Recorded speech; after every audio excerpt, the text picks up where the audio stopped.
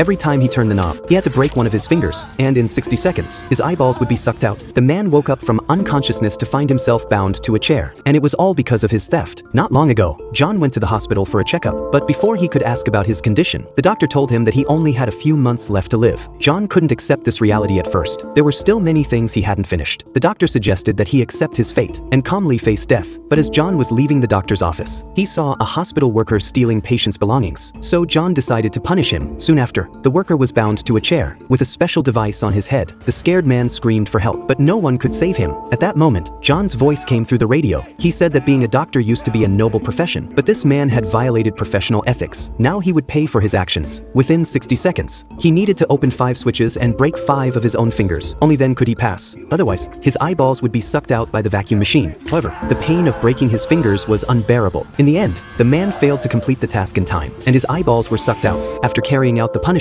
John went to a coffee shop on the street, and he was surprised to encounter the cancer patient he had met at the hospital. But just a week had passed, and this man looked incredibly healthy. John was curious about what treatment he had received. Blake said he had been treated and rehabilitated at an institution testing cancer therapies. He even showed the surgical scars on his body. Blake knew that John also wanted to cure himself, so before leaving, he gave John the contact information for the institution. After returning home, John immediately emailed the medical institution, and the next day, he received a callback. Madeline said they were willing to provide treatment for John, so John quickly flew to the location of the medical institution. As soon as he landed, a driver picked him up and took him to the facility.